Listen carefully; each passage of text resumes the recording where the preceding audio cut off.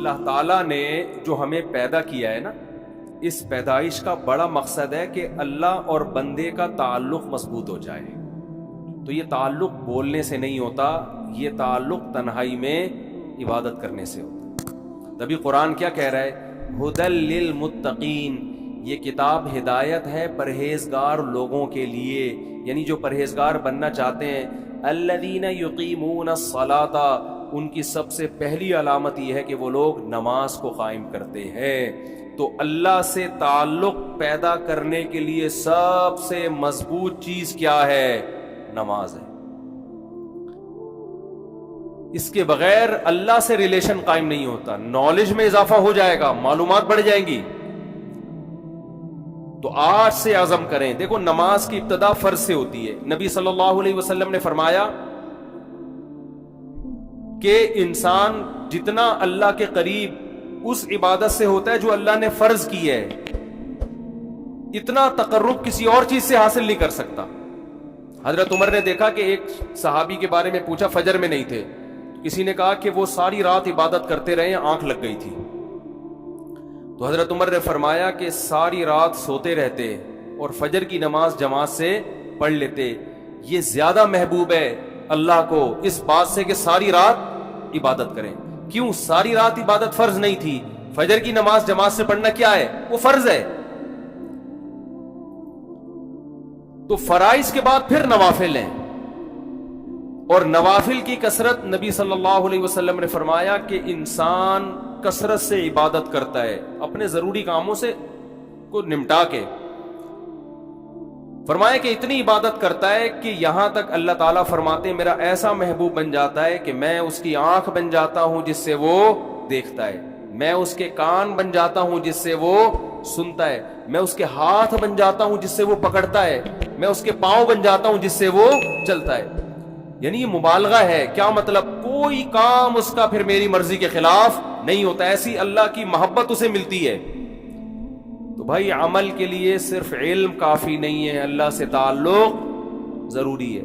اور یہ خوب اچھی طرح سمجھ لیں، یہ جو آج ڈپریشن، اسٹریس، ٹینشن، یہ سب چیزیں ہیں نا، یہ مسئلے گولیوں سے حل ہونے والے نہیں ہیں، یہ نفسیاتی ڈاکٹروں سے حل ہونے والے نہیں ہیں. اس کا قرآن میں اللہ نے ایک ہی علاج بتایا، فرمایا الا بذکر اللہ تطمئن القلوب. اللہ کا لفظ دیکھو، اللہ کا مطلب خبردار. دیکھو قرآن اگر ایک اعلان کر رہا ہے تو اس کے پیچھے خبردار کا لفظ لگانے کی ضرورت نہیں، بس اللہ کی طرف سے اناؤنسمنٹ کافی ہے. وہ اتنی اناؤنسمنٹ بذکر اللہ تطمئن القلوب کہ اللہ کے ذکر سے لوگوں کو دلوں کو سکون ملتا ہے. یہ اللہ کی طرف سے اتنا کہہ دینا کافی تھا یا نہیں تھا کہ اللہ کو یاد کرنے سے دلوں کو سکون ملتا ہے؟ تو کافی تھا نا اتنا. لیکن اللہ نے کیا فرمایا؟ الا سنو. یہ اس لیے کہ تمہیں دنیا میں ہر شخص یہ بتا رہا ہوگا، کوئی کہہ رہا ہوگا شراب میں سکون ہے، کوئی کہہ رہا ہوگا نائٹ کلب میں سکون ہے، کوئی کہہ رہا ہوگا لڑکیوں سے دوستیوں میں سکون ہے، کوئی کہہ رہا ہوگا کہ چرس پینے میں سکون ہے، کوئی کہہ رہا ہوگا کہ جی گرم گرم کڑک دودھ پتی پینے میں سکون ہے، کوئی کہہ رہا ہوگا کہ جی چرس میں سکون ملے گا تمہیں، کوئی کہہ رہا ہوگا زنا میں سکون ملے گا، کوئی کہہ رہا ہے ڈپریشن کی گولیاں کھانے میں سکون ہے، کوئی کہہ رہا ہے کہ نفسیاتی ڈاکٹر سے یا سائیکیٹرک سے علاج میں سکون ہے. اللہ فرماتے ہیں الا سنو، میں بتا رہا ہوں یہ سب غلط باتیں کر رہے ہیں. حقیقت میں تمہیں سکون صرف اللہ کو یاد کرنے میں ملے گا، اس کے علاوہ کسی چیز میں نہیں ملے گا. آپ کہہ سکتے ہو یار ہم تو ذکر کر کے ٹرائی کر کے دیکھ لیا، ہمیں کوئی سکون نہیں ملا. جو سکون سٹا لگانے میں ملتا ہے وہ ہمیں ذکر کرنے میں نہیں ملتا. ایک چرسی کو آپ بولو کہ تو چرس چھوڑ، لا الہ الا اللہ کی 100 دفعہ تسبیح پڑھ لے، تجھے سکون ملے گا. وہ کہے گا میں نے تو پڑھ کے دیکھ لیا، مجھے تو مل نہیں رہا. چھٹا لاؤ، بڑا مزہ آئے گا. نہیں آ رہی بات سمجھ میں؟ جبکہ قرآن کیا کہہ رہا ہے؟ یہ غلط ہے. قرآن کہہ رہا ہے خبردار، یہ سب غلط باتیں کر رہے ہیں. اللہ اگر تو صحیح کہہ رہا ہے تو چرسی کو تو چرس میں جو سکون ملتا ہے وہ تسبیح پڑھنے میں نہیں ملتا. بات آ رہی ہے؟ اصل میں سکون کی ڈیفینیشن ہی آپ نہیں سمجھے. یہ سکون نہیں ہے جو چرسی کو مل رہا ہے، یہ وقتی طور پر اس کی جو ڈپریشن چرس نہ پینے سے پیدا ہوئی ہے نا، جو باڈی کی ایک ڈپریشن ہے، وہ وقتی طور پہ ختم ہوئی ہے. اگر چرسی کا چرس میں سکون ہوتا تو بار بار چرس کیوں مانگتا؟ وہ چرس نہ ملنے سے اس کی طبیعت کیوں خراب ہو جاتی؟ جو موسیقی کے اور گانے سننے کے رسیالے ہیں ان کا سکون اگر دیکھو دنیا میں زیادہ تر ڈپریشن کے مریض گلوکار بنتے ہیں، یہ تحقیق ہے. زیادہ تر ڈپریشن کے مریض جو میوزیشن ہوتے ہیں نا وہ بنتے ہیں، خودکشیاں کر لیتے ہیں. اچھا مجھے بتاؤ چرچ میں زیادہ سکون ہے یا ہیروئن میں؟ مجھے یہ بتاؤ. ہیروئن میں زیادہ سکون ہے، ایسا ہی ہے نا؟ اب چرچ کا چھوڑنا آسان ہے، ہیروئن کو چھوڑنا مشکل، کیونکہ اس میں جو مزہ ہے وہ چرچ میں نہیں ہے. لیکن آپ کو پتا ہے ہیروئنچی کا انجام کیا ہوتا ہے؟ اگر سکون میں ہوتا تو ترقی کرتا، پھلتا پھولتا، صحت اچھی ہوتی، ہنسی خوشی زندگی گزارتا. جو جتنا زیادہ مزے کی لائف گزار رہا ہے نا مصنوعی طریقے سے، وہ اتنا ڈپریشن کا مریض ہے. سمجھتے ہو؟ وہ ڈپریشن کا اتنا زیادہ مریض ہے. اس کی مثال دے کے بس بات ختم کرتا ہوں. دیکھو طاقت کی دو قسمیں ہیں. ایک طاقت ہوتی ہے جو کھانا کھانے سے آتی ہے. ایک کمزور سا باریک سا انسان جو جیسے آج کل کے ہمارے اکثر کراچی کے نوجوان ہیں، ایسا لگتا ہے ہینگر کے پہ کپڑے لٹکے ہوئے ہیں بس.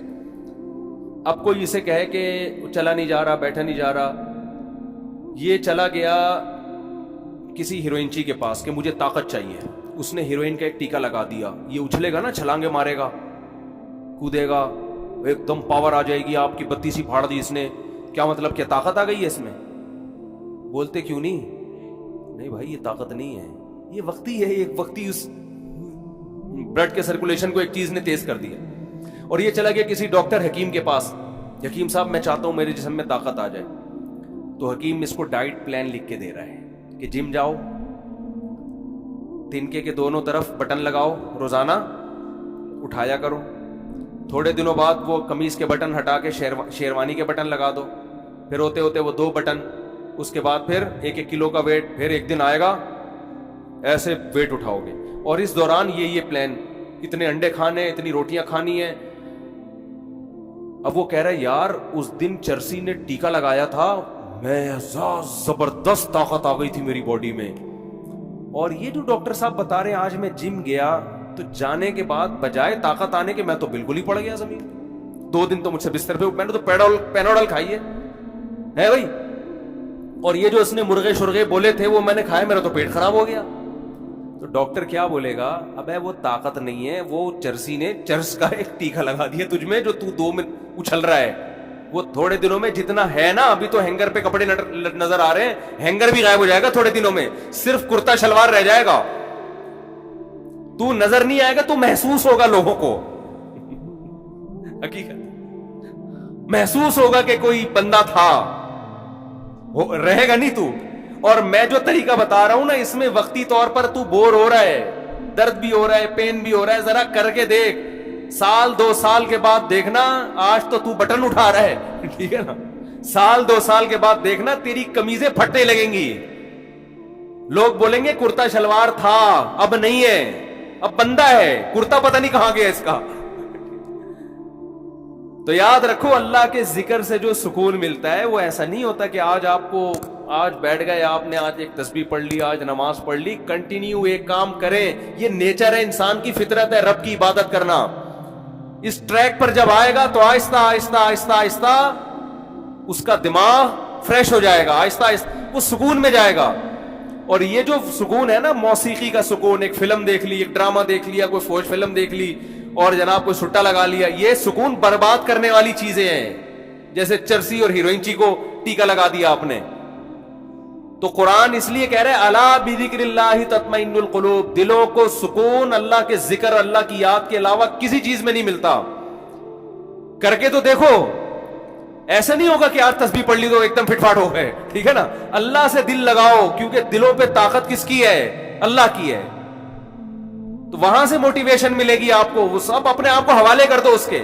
انگریزوں نے بڑی تحقیقات کی. ہمارے ایک ریلیٹو ہیں امریکہ میں، انہوں نے کہا کہ گورے کہتے ہیں کہ یار یہ مسلمان قیدی جب جیل میں ہوتے ہیں نا اکثر ڈپریشن میں نہیں جاتے. یہ پہلے زمانے کے قیدیوں کی بات ہے. اور جو غیر مسلم ہوتے ہیں وہ خودکشیوں پہ آ جاتے ہیں. انہوں نے کہا کہ وجہ اس کی ہے کہ یہ مسلمانوں کے اپنے جیل کے اندر معمولات شروع، کوئی قرآن حفظ کر رہا ہے، کوئی تہجد پڑھ رہا ہے، کوئی جناب کوئی تسبیح کر رہا ہے، صحیح ہے نا، یہ اللہ اللہ کرنے میں لگ جاتے ہیں اس میں. دیکھو جو چیز آپ کو تنہائی میں سکون نہ دینا، جس آدمی کو ہر وقت لوگوں کا مجمع چاہیے سکون کے لیے، تو سمجھ لو کہ یہ آرٹیفیشل سکون ہے۔ ہم نے اہل اللہ کو دیکھا ہے اکیلے میں سکون سے بیٹھے ہوئے ہیں، جو کہ آج کل کوئی بھی نہیں بیٹھ۔ اکیلے میں سکون جب ہوتا ہے جب آپ اللہ سے دل لگا لو، تبھی تو حدیث میں آتا ہے نا، قرآن قبر کی وحشت کو دور کرے گا۔ کیوں؟ آپ دنیا میں تنہا تھے، اکیلے تھے، آپ نے قرآن سے دوستی لگا لی، تلاوت کرتے تھے آپ۔